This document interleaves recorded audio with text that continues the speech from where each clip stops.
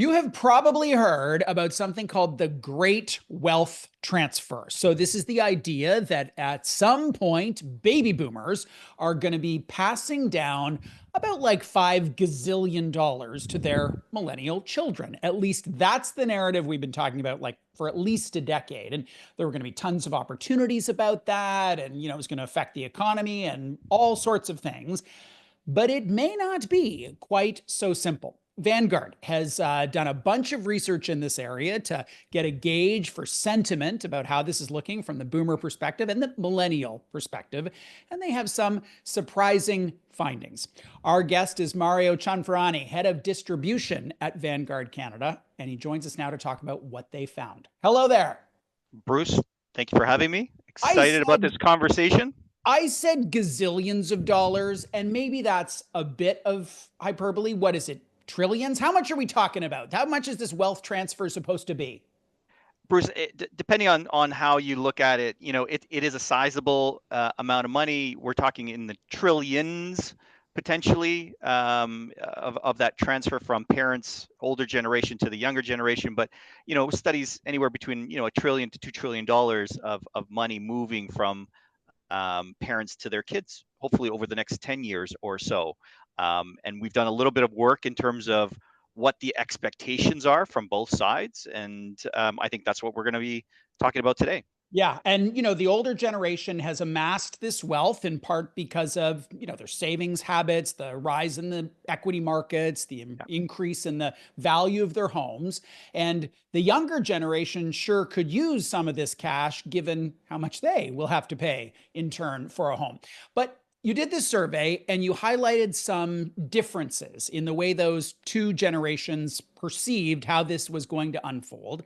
Let's start with the boomers. What did you notice about what they had to say about this upcoming wealth transfer? Yeah, I would say the themes across both generations are surprisingly similar. Okay. And I'll start with I think there's a hope and reality on both sides. And so from the boomer generation, there's this obvious hope that they will be able to help their kids. But the reality of our current economic situation over the last 5 years or so, and the level of the cost of living, whether it's housing, whether it's food, inflation, just basic staples, medical care, there's a reality that's setting in to say, hey, maybe I may need this money and may need more of it for a longer period of time. And so, there's this hope of being able to do it, but the reality is the cost of living and their retirement may be more expensive than they had initially thought. Hmm. And so I think that's one of the themes that came out from the boomer side of our survey. And what about the millennials? Have they been expecting this or like hitting refresh on their discount brokerage account to say, Mom, like when's the transfer happening? Yeah, I would say about a third of the respondents from the younger side of the survey, said getting an inheritance would be crucial for their financial security moving forward. A lot of them are looking at housing, and whether you're in a big city like Toronto, Montreal, Vancouver, Calgary, or a smaller city, obviously we've all seen the headlines, we've all experienced it firsthand. Um, the recognition is certainly setting in that the cost of living, whether it's housing, again, food, is much more expensive. And so looking at that wealth transfer and hoping for it sooner, but again, this is where that hope and reality comes in, hoping for it, but Hmm. also understanding the reality that, hey, I think mom and dad may need this money Right. for longer. And so, I think this is where those, the theme is similar, but the outcomes are slightly different on both sides of the generational divide. It's very interesting because I'm a Gen Xer. So I am older than the millennials, obviously younger than the boomer. And I never had an expectation that there would be an Yeah, inheritance. I'm also yeah. the youngest of five children. Like there's going to be any money left for me. It's just not going to happen. Do you think we have done a disservice to the millennials by giving them some sense that this was going to be something that they're entitled to?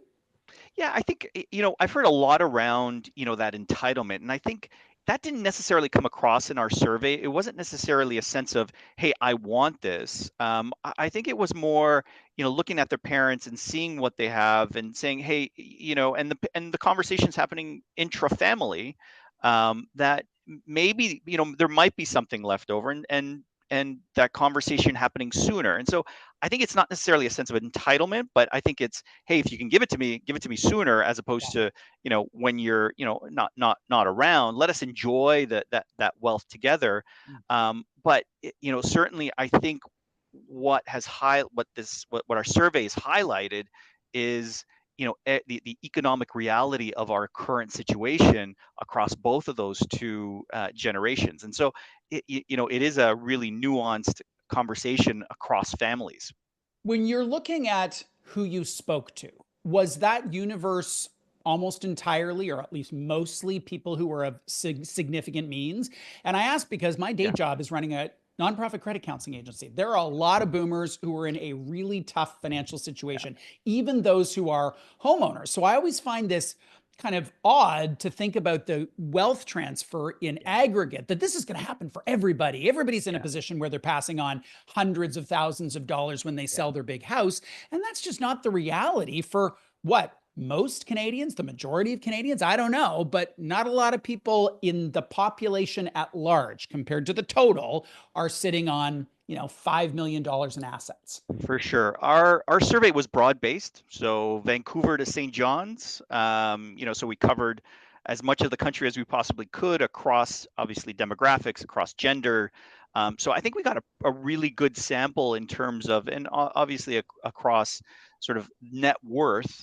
As you mentioned, higher net worth individuals will obviously have more to transfer. But for those of us who grew up with working class parents, I think the idea behind this survey is having that conversation early, setting the plan. So even if you don't have the hundreds of thousands, or the $5 million portfolio that you just alluded to transfer to your kids, or even to think about it in retirement, I think the whole idea behind the survey was, you know start early. The earlier you start, the better. Look at a financial plan, look at a financial advisor, talk to an expert, because you may not have that $5 million nest egg, but you may have something. And Yeah. so what we also found and saw through the survey, obviously, again, not dissimilar to what we're hearing in the media. Their homes are large stores of value. So that's part of that transfer. Unfortunately, in your case with four other siblings, that may be a little bit different, but certainly, there are things that individuals can do to make, to give them the possibility, to retire comfortably, and then hopefully have something that they can, give to their kids or Yeah. grandkids. Because again, what came through in the survey was, as parents, we obviously want to help our kids. We want to put them in the best possible position to succeed. Obviously, we have to take care of ourselves.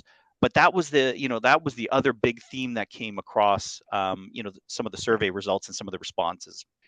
It is very easy to calculate the cost of a home, either by neighborhood or in aggregate against across this country. What is very difficult to do is to predict how much you're going to need in that last chapter of your life in terms of care.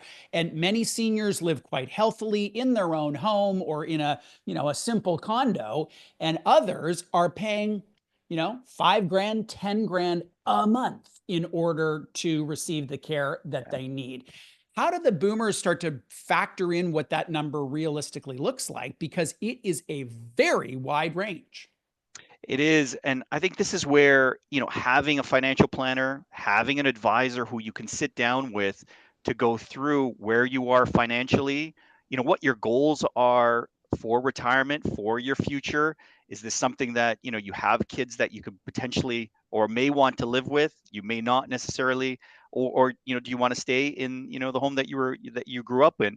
I think this is where sitting down with that financial planner early, sitting down with them often to review those plans, I think they can help in terms of quantifying where individuals are. Obviously, if someone's looking to retire to, a different destination, and they may have either realistic or unrealistic expectations for that. I think a financial planner, and we've seen this across certainly our interactions with advisors, but also through the survey, that the financial planner can be that voice of reason and can be Right. the, sort of that ballast to what their expectations may be. In many cases, the expectations are realistic to, an individual's financial health. But, there are times where, an advisor has to be the voice of reason and say, look, for what you want to do and where you are, there's a bit of a gap here. And I'm Right. not sure that we can, or you can get there, but there might be sacrifices more that are more immediate, in order to get you there. And so I think we saw that through the financial plan. We hear that from advisors in our interactions with them. We certainly sit down with them through practice management and help them, structure conversations, because these are Yeah, they are really delicate conversations. They're they conversations are. that are very nuanced. And candidly, I think there's a lot of advisors who have not necessarily through their careers had this conversation. And Yeah. so I think a firm like Vanguard, we have a lot of experience globally in terms of meeting advisors and investors where they are and figuring out what that message sounds like. And so, that's been a big part of what we're doing through this survey and a number of the practice management programs that we roll out to advisors. Yeah, it's a hard shift because so many advisors are really focused on investments. And obviously, Correct. Vanguard has a different view. You oversee gazillions of dollars yourselves, but it's not so much about active management and picking the winners and that stuff. It's more about a broader plan. And I agree with you. I think advisors have a huge role to play in being a catalyst for these conversations. Last question before we go. So, Absolutely. there are the parents, there are the kids. There is a conversation that needs to happen, whether the topic is brought up by the parent or the kid, doesn't so much matter. But what would be your one piece of advice on how to prompt that conversation? Is there a thought starter question? Can you bribe them with donuts? How do you get this conversation to at least start? I think every family is different. Are you Some a are. donut family? Like, would donuts I, work for you and your family? Because for we, me, it'd we be we'd be fritters. more we'd be more Italian pastries in our Okay. family, All right. but donuts would work. But certainly, Okay. for some it's a more formal conversation. What we've seen through either high net worth or ultra high net worth families that we've done this with, some it's a very formal conversation structured around the dinner table, and this is what we talk about. Others are slightly less formal, and so it might be something that comes up across the kitchen island. Yeah. Certainly, again, when we coach advisors, it's understand the family, understand who your client is, understand who their spouse may be and the kids, and then figure out how to do that. That's where the nuance part of this conversation comes in.